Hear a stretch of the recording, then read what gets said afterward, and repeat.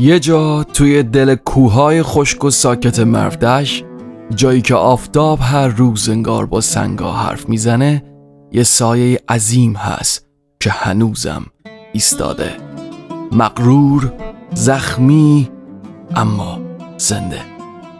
میخوام برات قصه همونجا رو تعریف کنم، قصه ای که از افسانه شروع شد ولی با واقعیت ساخته شد، قصه تخت جمشید.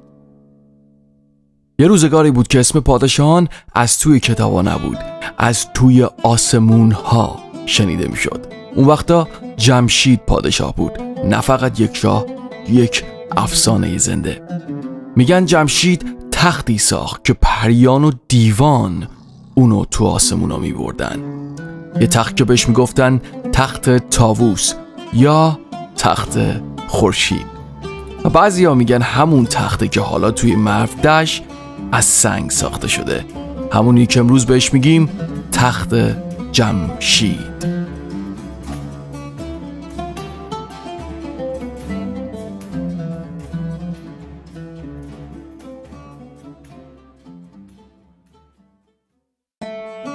اما برگردیم به واقعیت. حدود 2500 سال پیش شاهی از نسل هخامنشی‌ها تصمیم گرفت پایتختی بسازه، نه فقط برای سلطنت، برای نمایش شکوه ایران. داریوش اول، شاه شاهان، رویای بزرگی داشت.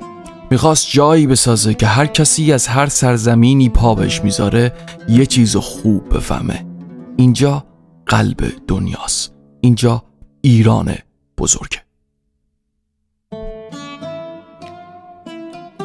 داریوش بهترین معمارها، هنرمندا، سنگ تراشا و نجارا رو از همه قلمروی امپراتوری صدا زد.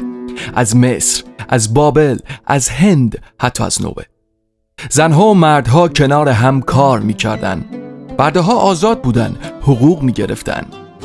اون موقع کارگرای ایرانی روی سنگ تراشا اسم خودشونو حتی می نوشتن، مثل امضای امروز ما. یه افسانه‌ای میگه وقتی شاه رفت کارگاه یه پیرمرد دید که داشت با دقت یک سنگ کوچیک رو صاف میکرد، پرسید این همه زحمت برای یک سنگ کوچیک؟ پیرمرد لبخند زد و گفت وقتی 1000 تا سنگ مثل این کنار هم باشن یک بنای جاودانه ساخته میشه.